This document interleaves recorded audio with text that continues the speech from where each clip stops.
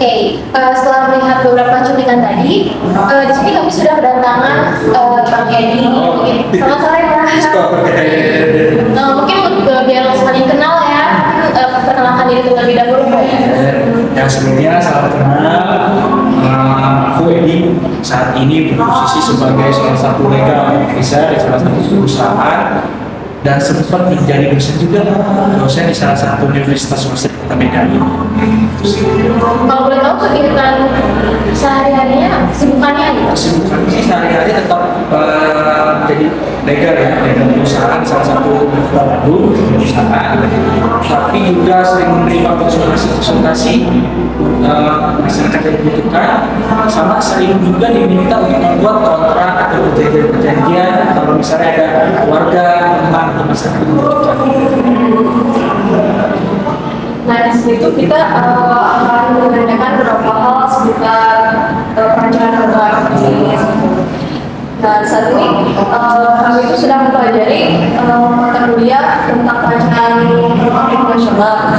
Namun ini mata kuliah itu hanya wajib di semester 4, sedangkan tanpa dibekali terlebih dahulu mata kuliah hukum perdata dan perjanjian. Bagaimana kenapa Bang Edi kewajaran memilih materi yang sebelumnya kita tidak dibekali terlebih dahulu? Kalau menurut saya sih perencanaan kontrak itu penting, tapi untuk hal yang penting itu kita harus tahu itu dasarnya. Nggak mungkin kita membuat sesuatu itu tanpa diketahui dasarnya. Perjanjian kontrak itu kan dasarnya adanya perikatan. Perikatan itu dasarnya adalah 1320 dan 1338 kalau perdata. Jadi secara struktural kita harus mengetahui dulu, kita harus memahami dulu apa yang menjadi dasar dari perikatan kontrak. Dasarnya apa? 1320, 1338 kalau perdata itu adalah ilmu yang harus benar-benar orang hukum atau mahasiswa itu pahami. Dasar hukumnya itu apa? Perjanjian 1320, 1338. Setelah memahami itu, baru kita masuk ke dalam perikatan. Ini yang sering orang atau mahasiswa hukum sekarang tuh kurang mengerti perikatan sama kontrak itu sama atau tidak. Nah, sebenarnya kalau dalam kehidupan bisnis atau hukum bisnis di beberapa perusahaan, perikatan itu dibuat dalam bentuk MOU, kesepakatan awal, perikatan awal. Nah, diikat dulu pihak-pihak yang melakukan perjanjian perikatan melalui MOU. Nah, setelah itu baru ada kontrak. Jadi perikatan ini harus sistematis, satu sistematis. Pahami dulu dasar-dasar perjanjian 1320, 1338. Setelah memahami itu, baru kita masuk ke tahap kedua, yaitu perikatan. Perikatan itu mengikat, yaitu perjanjian awal dari para pihak. Setelah perikatan barulah kita tuangkan kesepakatan awal itu dalam kontrak, jadi perencanaan kontrak itu. Jadi terpenuhi dulu sistematisnya. Tapi kalau misalnya diumpas kan ya sistematis gitu kan, dampaknya itu bagaimana? Nah, dampaknya kalau nggak sistematis, mahasiswa hukum itu bingungnya gimana? Gak mungkin tiba-tiba kita buat suatu kontrak, tapi kita nggak ikat dulu pihak-pihak yang ingin melakukan perjanjian itu. Tiba-tiba buat kontrak aja, paten konsumen gitu. Tapi kita nggak ikat dulu. Jadi kita melompati tahap yang seharusnya dilewati.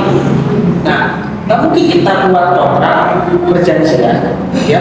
Tapi kita memahami 1320, 1338 awal perdata itu dua pasal yang minimal ketika kita lulus mahasiswa hukum, apalagi hukum perdata atau hukum pidana, perdata khususnya, itu harus benar-benar kepala 1320, 1338. Itu menjadi dasar utama timbulnya perjanjian.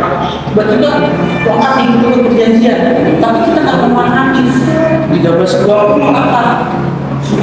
Ada objek, para pihak sepakat sama halal, ya kan? Nah, tiba-tiba kita bisa membuat perjanjian. Ternyata perjanjian itu salah satunya apa? Tidak halal. Akibatnya apa? Suatu perjanjian yang tidak halal mendukung. Jadi harus sistematis dulu, jadi nggak bisa langsung tiba-tiba langsung ke perjanjian apa memahami 1320, 1338 sama ikatan itu. Sebaiknya mata kuliah perancangan kontrak internasional ini menjadi kursi pendidikan hukum di kampus atau menjadi kursi pendidikan profesi hukum. Kadang kan sebab tidak semua profesi hukum ini membutuhkan keterampilan merancang kontrak, misalnya kayak jaksa itu kan tidak perlu keterampilan merancang kontrak. Kalau menurut saya sih perancangan kontrak itu wajib. Walaupun jaksa bilang jaksa bilang jaksa tidak terlalu berhubungan dengan perjanjian kontrak, tapi minimal kan harus memahami dong apa itu perjanjian kontrak. Karena apa? Seperti jaksa di tindak pidana korupsi, kan dia pasti menganalisis kontrak-kontrak perjanjian antara pemerintah sama pihak swasta. Kalau tanpa dibekali dia analisis perjanjian kontrak, ini bagaimana cara menganalisis kontrak itu? Seorang jaksa itu wajib mengetahui tentang rancangan kontrak. Nah, untuk profesi, semua profesi atau di profesi itu sangat erat sama kaitan sama kontrak. Mau itu pengacara, itu dosen, kurator, mau itu konsultan, itu legal officer, itu tuh wajib namanya soalnya pemahaman tentang kontrak. Dia yang perlu ya. Sangat perlu, karena orang awam, orang luar tahunya kita tuh masuk hukum itu tahu segala hukum. Kita tuh orang hukum itu apa sih? Tapi kalau kita tahu tentang kontrak kan jadi malu sebagai mahasiswa.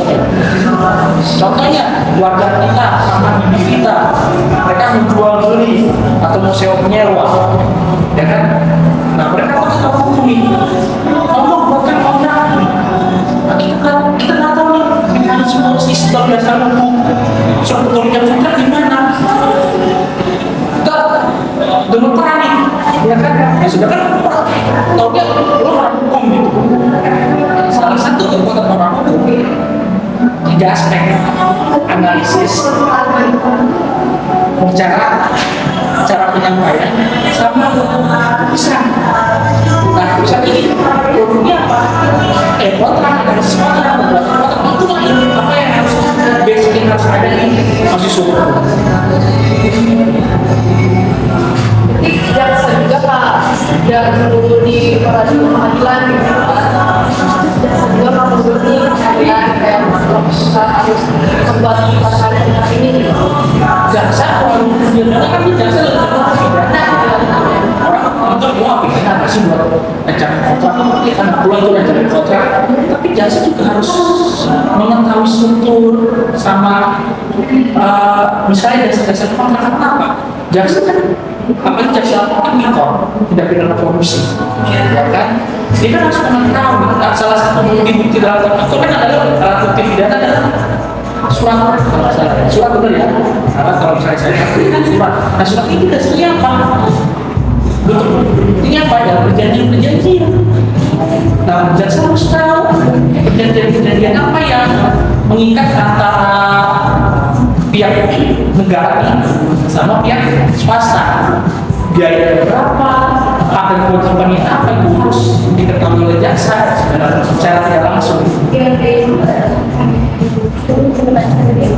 Itu pertanyaan selanjutnya dalam bidang perjanjian atau kontrak, apa yang sebaiknya diketahui oleh calon pengembang yang sekiranya ilmu tersebut tidak dapat didapatkan di kelas, melainkan hanya dapat bisa didapatkan dalam praktik hukum. Nah biasanya kalau di perkuliahan kan biasanya cuma mengetahui bahwa perjanjian 1320 secara umumnya.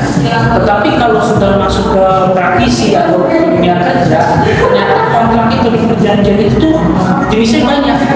Contohnya adalah mekanisme atau struktur perjanjian kontrak konstruksi itu berbeda dengan perjanjian atau kontrak perjanjian umum. Ada beberapa hal yang berbeda. Contohnya adalah di perjanjian konstruksi itu ada spesifikasi.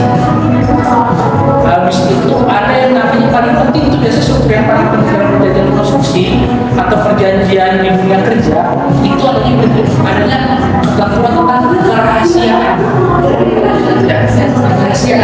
benar kan?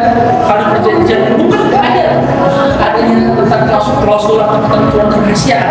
Tapi kalau dunia kerja itu biasanya klausul kerahasiaan itu tuh biasa dicantumkan. Kenapa dicantumkan? Biar para pihak saling menghargai rahasia privasi masing-masing pihak dengan tidak menyebarkan pihak lain tanpa sepengetahuan pihak yang dalam perjanjian. Itu jadi perbedaannya ya itu ya sangat spesifik di dunia kuliah perjanjian secara umum, tapi dunia kerja ada secara khususnya yaitu ya ketentuan rahasia itu NDA kalau bahasanya NDA. Selanjutnya ya, Bang, ini kan para pihak dalam kontrak internasional ini memiliki hak untuk memilih hukum yang ingin mereka terapkan dalam kontrak tersebut. Jika para pihak tidak memilih hukum yang berlaku, maka hukum yang akan diterapkan adalah hukum yang memiliki hubungan paling erat dengan kontrak. Iya betul. Nah, tentang hal tersebut ini bagaimana tantangan dan peluang bisnis di negara-negara berkembang?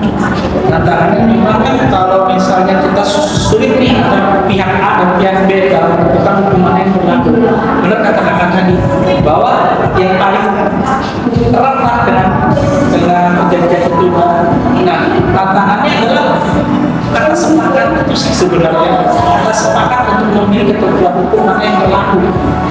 Karena pasti kan orang akan para pihak itu akan mencari hukum yang menguntungkan pihak mereka masing-masing. Contoh, perusahaan A adalah perusahaan dari Indonesia, perusahaan B adalah perusahaan dari Singapura. Perusahaan B pasti akan memilih ketentuan hukum Singapura untuk menentukan B. Indonesia. Kendalanya adalah kesepakatan itu susah. Nah, itu yang menjadi dilema. Kita lebih mengutamakan mana? Mengutamakan hukum atau mengutamakan bisnis. Biasanya orang sudah yang penting bisnis berjalan, tapi ketentuan hukumnya nanti ketika ada permasalahan. Jadi contoh, udah buat perjanjian bisnis is bisnis, yang penting bisnis berjalan. Tapi nanti ketika bermasalah baru dimusyawarahkan lagi. Ini kita memilih mana biasanya perusahaan akan lebih condong ke bisnis dulu deh, biar berjalan dulu. Karena hukum kita agak kaku ya, maksudnya agak kaku. Karena nanti karena sepakat itu jadi masalah. Sepakat untuk menentukan pilihan hukum ini. Tapi lebih baik kan kalau menentukan hukumnya gimana di negara-negara itu kan harus disepakati kan. Itu salah satu poin penting yang harus tercantum dalam kontrak internasional. Itu wajib. Gak boleh tidak biasa kontrak internasional itu. Kalau biasa itu wajib. Standar internasionalnya adalah menentukan atau mencantumkan ketentuan tentang hukum yang berlaku untuk perjanjian tersebut. Mungkin kayak ada di pasal-pasal Pasal mencantumkan pasal tersendiri biasanya pasal itu setelah pasal-pasal akhir setelah pasal force major atau ya biasa force major akibat berakhir perjanjian. Nah, baru tuh biasanya tuh ketentuan hukum yang berlaku sama penyelesaian perselisihan. Biasanya itu berdekatan tuh sama penyelesaian perselisihan. Mungkin sekarang kita beralih ke perusahaan multinasional nih. Nah, di sini yang kami pahami itu perusahaan multinasional itu adalah perusahaan yang mengembangkan diri di pasar internasional dan mencoba hadir di berbagai kota-kota penting di hampir seluruh penjuru kota. Nah, pertanyaannya, apa saja tantangan yang dihadapi perusahaan multinasional saat beroperasi di negara-negara berkembang? Kendalanya lebih ke mengutamakan hukumnya dulu atas bisnisnya. Multinasional contoh yang paling logika multinasional adalah ini multinasional Indonesia yang kedua ya. Tantangannya kan misalnya kayak perusahaan A, dia ingin ekspansi ke Jepang, ke Belanda, ke Jerman. Dia harus menyesuaikan hukum mereka. Jadi ada yang semuanya. Nah, lucunya di Indonesia ini kita sebagai tamu di sana kita menyesuaikan, tapi lucunya orang luar kayak bisa. Kita yang harus menjadi peluang. Contoh kasusnya kayak gimana? Jadi sekarang gini, banyak orang, misalnya perusahaan A, perusahaan Indonesia, perusahaan B adalah perusahaan dari Inggris. Nah, buat yang perjanjian pakai bahasa Inggris, Bahasa nasional. bahasa Inggris. Karena kita perusahaan Indonesia bekerja sama dengan bahasa Inggris, jadi dibuat bahasa Inggris. Nah, apakah perjanjian Inggris itu bisa digunakan?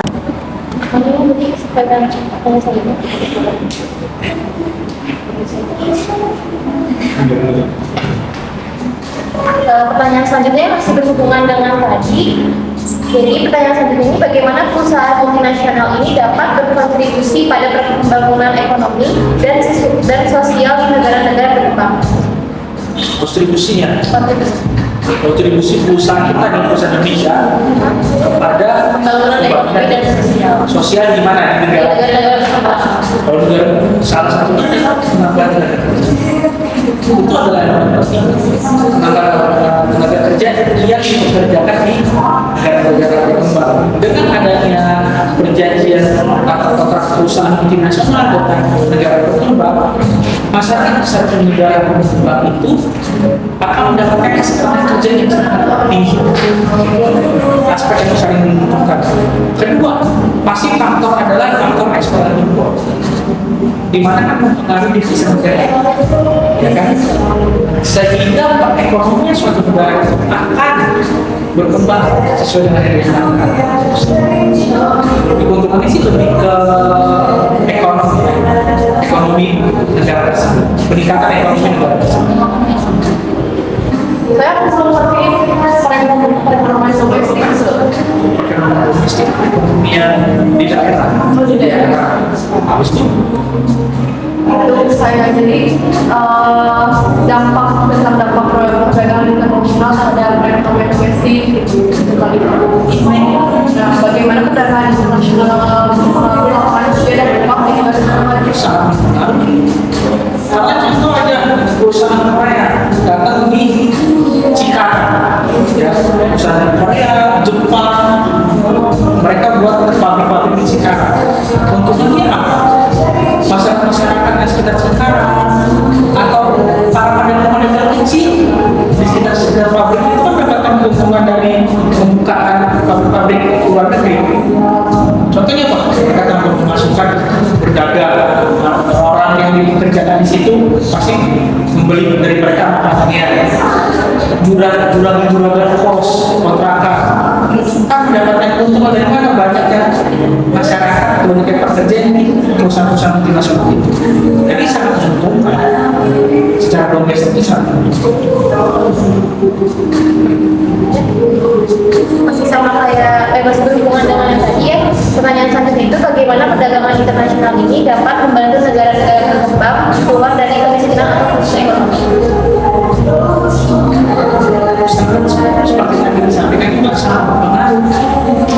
Salah satu yang penting di mana suatu negara dapat disebut negara berkembang adalah di mana negara berkembang itu menjadi rumah atau menjadi menjadi rumah untuk para investor untuk menanamkan investasinya di negara tersebut. Di mana negara berkembang itu bentuknya adalah di mana negara-negara lain rasanya untuk berinvestasi di negara tersebut. Nah, pengaruhnya apa? Keuntungannya apa? Keuntungannya bukan hanya secara nasional, secara domestik itu sangat untung. Secara nasional, tingkat pengangguran pasti berkurang dengan perusahaan-perusahaan luar datang ke negara berkembang. Penyerapan tenaga kerja akan bertambah baik. Angka pengangguran semakin berkurang, standar hidup masyarakat akan meningkat, kesehatan akan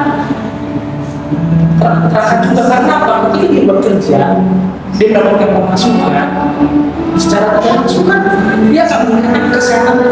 Jadi sangat kompleks, sangat luas manfaat dari perusahaan multinasional ke